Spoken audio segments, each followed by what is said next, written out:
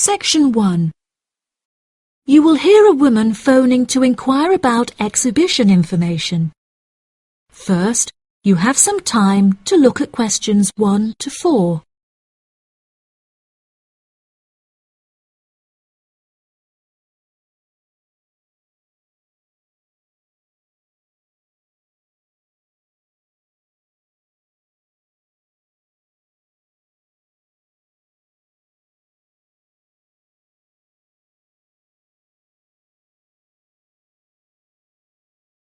Now we shall begin. You should answer the questions as you listen, because you will not hear the recording a second time. Listen carefully and answer questions 1 to 4. Good morning. You're through to the events coordinator at the Birmingham City Council. How may I help you? Hello there.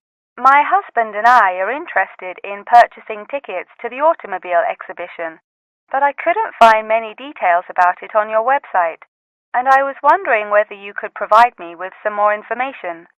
Does it open in June? Yes, of course, madam. The exhibition will take place during July and will showcase the history of automobiles from the very first commercial car in the late 1800s all the way through to the present day. Is the exhibition open for the duration of July? No, madam. The exhibition will last 3 days, from the 1st of July to the 3rd of July, and then the cars will be taken to another exhibition. Okay. Does the exhibition focus on a certain manufacturer? No, it will showcase a wide range of manufacturers. Wonderful. I'm ever so fed up of going to these shows and only seeing one manufacturer. Are there any opportunities to sit in or even drive the cars? There will be many opportunities for you to sit in the cars. However, some of the cars will only be available to observe. We are yet to be told whether any of the antique cars will be available to drive. However, there will certainly be an opportunity to test driving some of the more modern cars on a purpose-built track. That sounds like great fun. I mustn't forget to bring my camera, or my husband will never forgive me. I'm afraid to say that cameras are actually strictly not allowed to bring into the exhibition. There will, however, be a section where a professional photographer will be available to take photos of you sitting in a car in period clothing. Well, that sounds like it could be fun, but I assume the photos won't be free. On the contrary, one free photograph is included within every ticket, but each photo after this will cost £5. Before you hear the rest of the conversation, you have some time to look at questions 5 to 10.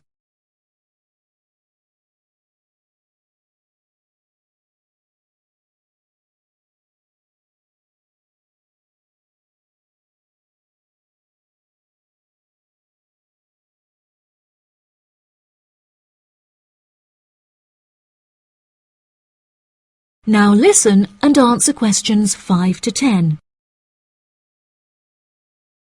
That's a nice surprise. Not many things are free anymore.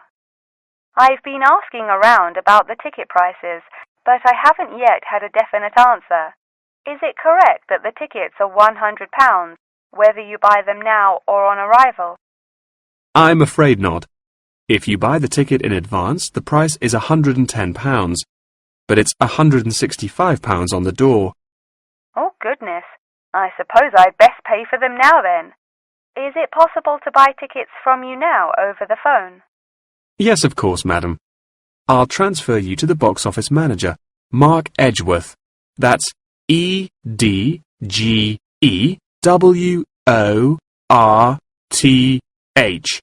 And he will probably need to take your credit card details and some personal details.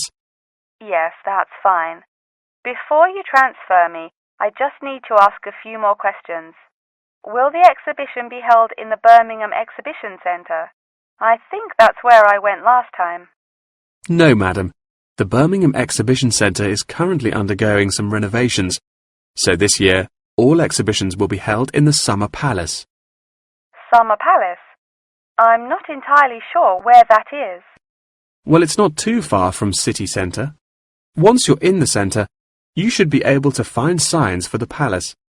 If not, most people in Birmingham will be able to direct you. Neither my husband nor I am particularly good with directions. Is there anywhere I can find this information on the internet? Our website will give you an address. Perhaps you could visit www.directions.com for more detailed information, and they should be able to provide you with step-by-step instructions. Okay. And is this the best way to contact you, by phone? I think the most convenient way to contact us is inquiring online, which is much simpler than having to dial various different numbers to reach the right person. Unless you have any more questions, I'll transfer you now. No, that's great. Thank you for your help. That is the end of section 1. You now have half a minute to check your answers. Section 2. You will hear part of a talk given by a member of staff at a hospital. First, you have some time to look at questions 11 to 15.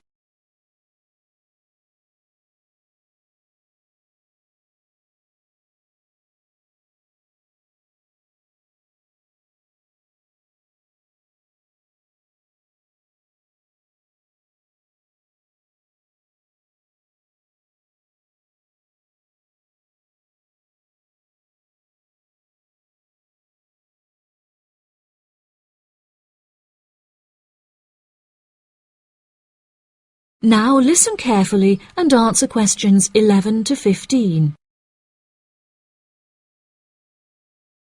Hello, and welcome to the homepage for the Healthy Hearing Medical Clinic and Surgery, where we'd like to share a little more information about the services we provide and more. Our hospital is one of the leading specialized hospitals in the United Kingdom, attracting the very best healthcare professionals from around the globe. Not only are we a leading medical practice, but we are also the only hospital in the United Kingdom dedicated entirely to the treatment of and research into the curing of hearing loss. Our facilities and staff here are renowned across Europe, attracting thousands of patients a year. Our consultations can number anything up to 11,000 patients a year. However, we aim to treat around 5,000 patients a year so as to maintain and ensure the quality of our services. Our patients are guaranteed the highest standard of care, as well as the use of our first-class facilities. All patients requiring overnight treatment are provided with their own private room with ensuite facilities, as well as a state-of-the-art entertainment center, which includes a flat-screen LCD television and PlayStation. Appointments with our healthcare professionals can be made at any time during the week, with female doctors available between 8 a.m. and 11 a.m. If you need to see a doctor outside of these times, please visit the Out of Hours page of our website for more information. Our doctors are all trained to an exceptionally high standard and practice a vast array of specialities. Mr. Roberts is a fully qualified ear and throat specialist. Mr. Edwards is a pediatric hearing specialist, while Mr. Green specializes in reversing hearing loss. For more details about our people, please visit the staff members page on our website. During a consultation, doctors will sometimes decide medication is required, for which patients should receive a prescription. There are several pharmacies within the city. However, we recommend that patients use the pharmacy housed within our healthcare facility. Our in-house pharmacy is well stocked at all times. Our products are competitively priced, and our pharmacists are on hand to help and advise from 8 a.m. until 10 p.m. from Monday to Saturday, and from 9 a.m. until 12 p.m. on Sundays. If you require any help outside of these hours, please see our Out of Hours page on the website. Since the Healthy Hearing Medical Clinic and Surgery also functions as a teaching hospital, we aim to provide our students with every opportunity to expose themselves to medicine in practice. Therefore, we would like to encourage our patients to give their consent for a medical student to attend their consultations. If our patients are not comfortable with this, there will be a form at reception where patients will be able to opt out. Before you hear the rest of the talk, you have some time to look at questions 16 to 20.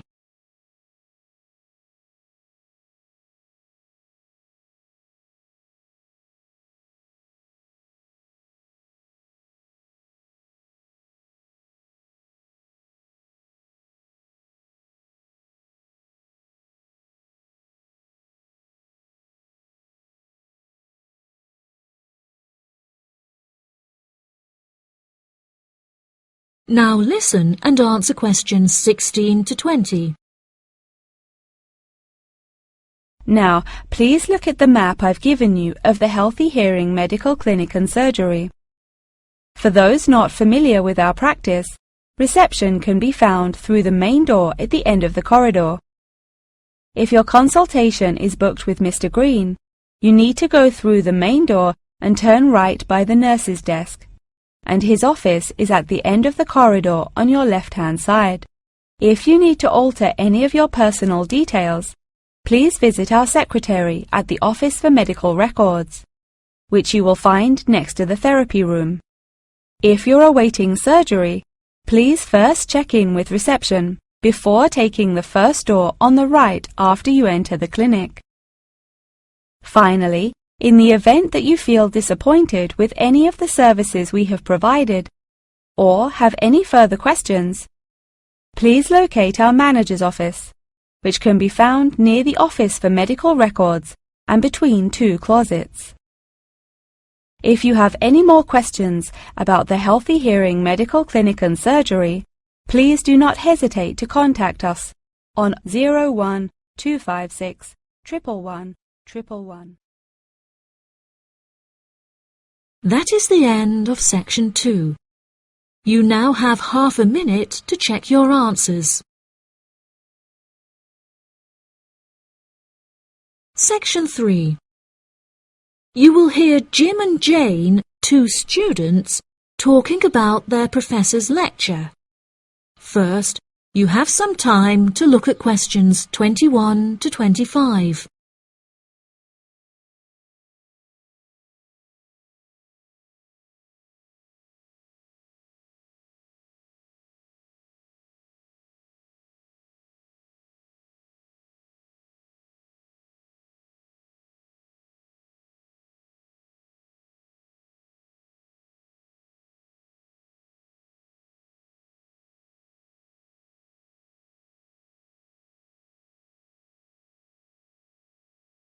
Now listen carefully and answer questions 21 to 25. Jane, what did you think of Professor Morgan's lecture? I don't know about you, but I find it incredibly difficult to believe that light influences the environment as much as he says. I've never seen any journal articles, websites or anything that verifies his arguments. It's stupid. On the contrary, I've seen a great deal of research supporting his argument from a wide range of renowned scientists. Have you looked at the recommended textbook listed on the course outline given to us at the beginning of the semester? All the information is in there. Perhaps you've just been looking in the wrong places. I never look at the course outlines. I have so many loose sheets of paper I tend to lose anything I'm given by the end of the day. What's the textbook they recommend? And where can I get it from? I should probably go buy it soon. I'm already behind in the course. Yeah, you definitely should buy it. And our grades are more important this year.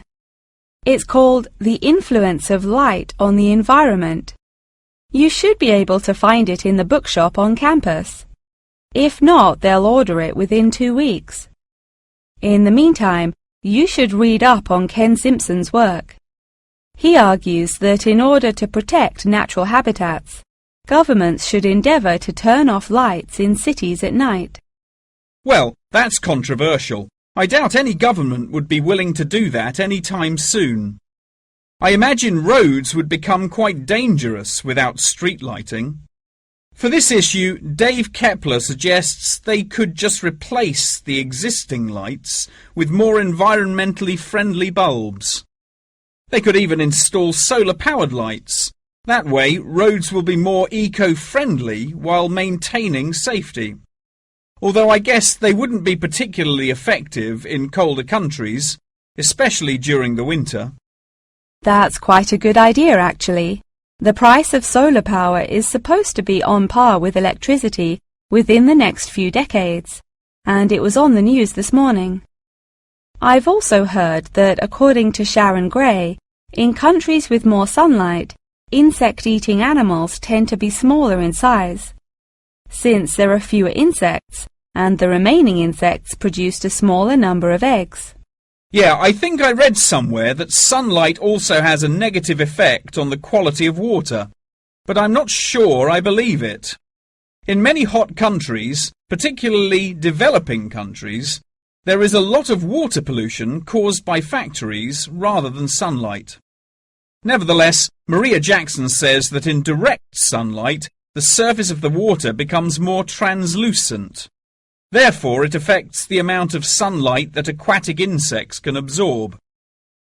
Not much research has been undertaken to prove Jackson's theory, but it seems to have been widely accepted anyway. I've never heard of that. I'll have to look it up on Google. The only other theory I've studied is Barbara Swallow's study on how declined insect population adversely affects the frog population. Not that I'm complaining. I hate insects, especially spiders. You have arachnophobia? I never would have guessed. Didn't your brother have a pet black widow spider? Yes, he did, and I hated it. It escaped from its cage once, and we never found it. I had nightmares for months. Before you hear the rest of the conversation, you have some time to look at questions 26 to 30.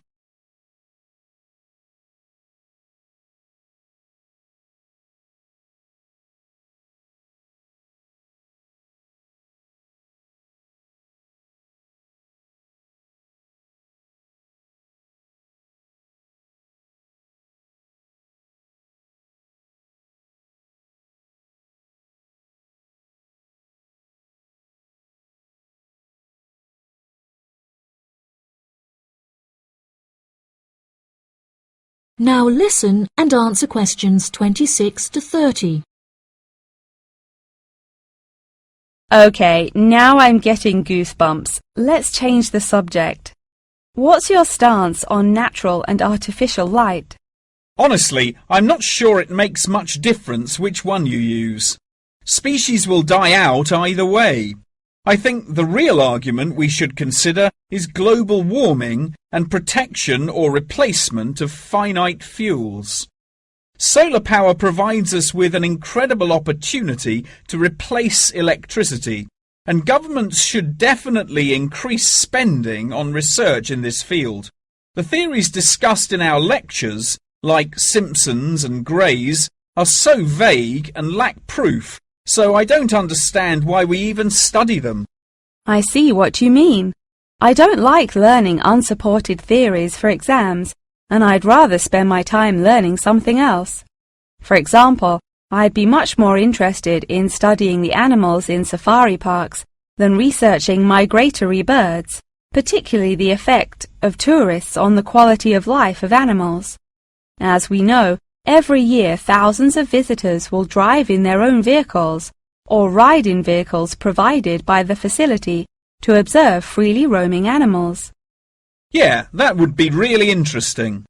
Especially those animals living in more tropical countries like Borneo. Following on from that, I want to study how bringing animals over from foreign countries to put in our zoos affects their life expectancy. For example, do you remember when China sent pandas to Edinburgh Zoo? Apparently, one of the pandas became depressed, but it was never explained why. To me, obviously, you can't take an animal out of its natural habitat and put it in a cage on the other side of the world. It just doesn't work. That is the end of section 3. You now have half a minute to check your answers. Section 4. You will hear a talk on the history of football in Great Britain in the 19th century. First, you have some time to look at questions 31 to 40.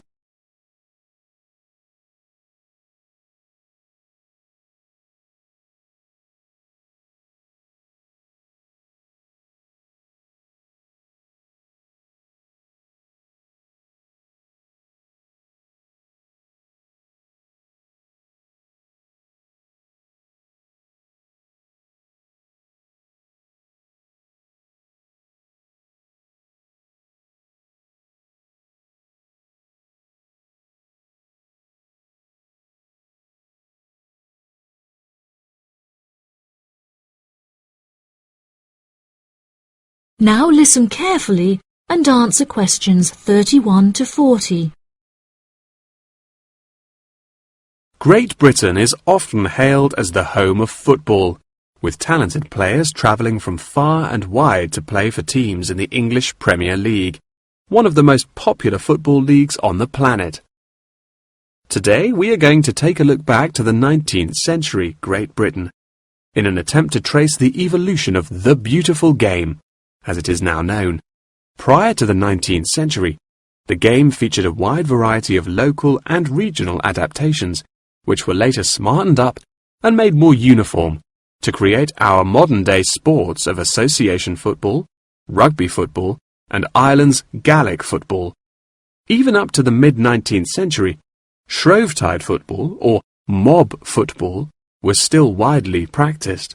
According to the rules of mob football, there were no rules. A player could legally use any means whatsoever to obtain the ball, such as kicking, punching, biting, and gouging, with the only exceptions being murder and manslaughter. These games may be regarded as the ancestors of modern codes of football, and by comparison with later models of football, they were chaotic and had few cooperation. Towards the latter end of the 19th century, and moving into the early part of the 20th century, however, there appeared a newfound emphasis on moral values in football. Perhaps a more modern example of this can be seen in John Terry's suspension as England captain, following reports of his infidelity to his wife. Furthermore, as mob football died away, there grew a greater concern for players' health and general well-being, with many clubs affording their top players access to frequent medical checkups and treatment. Despite the presence of Great Britain's unique state-funded National Health Service, football clubs are still seen today, providing team members with state-of-the-art healthcare facilities, with the top clubs even housing their own specialist doctors and physicians.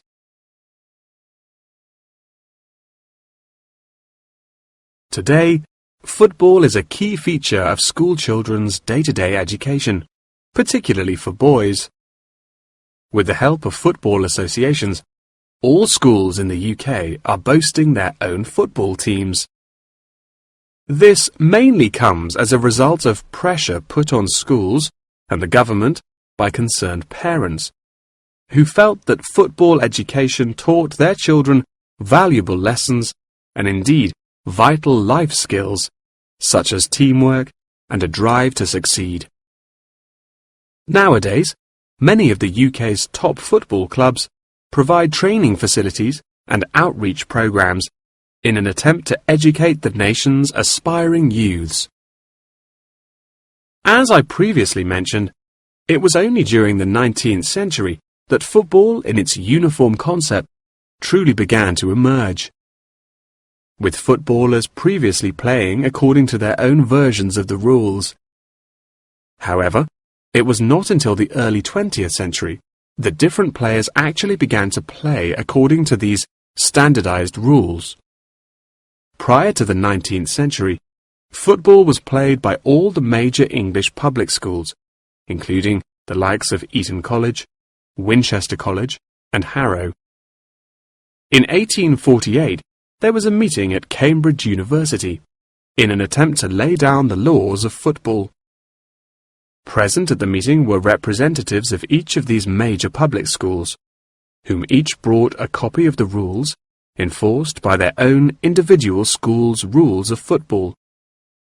The result of the meeting was what is now known as the Cambridge Rules, thereby uniting the rules from across the country into one simple document. However, the Cambridge Rules were not liked by all, and a new set of rules, Thring's Rules, compounded in the book The Simplest Game, became commonplace among dissenters. Across the country, improvements in infrastructure and public transport had a knock-on effect of dramatically increasing attendance to football games. Football quickly became a social event where spectators would meet friends, drink tea, and chat about the good old days. As football became more and more popular, it was decided that more money should be invested in maintaining the quality of pitches, amongst other things, and there was even talk of installing seating for spectators. However, the question of who was to foot the bill quickly became a divisive issue, with many believing that the government should fund football's development as a national sport. But in the end, the onus fell upon Britain's local and regional football clubs for the funding and development of the Football Association. They became responsible for the upkeep of football grounds, began to pay their best players a small salary, and organised competitions against other local and regional teams. And there began England's Football Association, or the FA, as we know it in its current form, the governing body of football in England. As the FA continued to grow and accumulate greater wealth, it was able to attract more and more talented young men from across the country, before finally accepting professional talent in the early 20th century.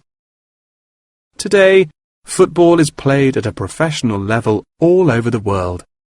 Millions of people regularly go to football stadiums to follow their favourite teams, while billions more watch the game on television or on the internet. That is the end of section 4. You now have half a minute to check your answers.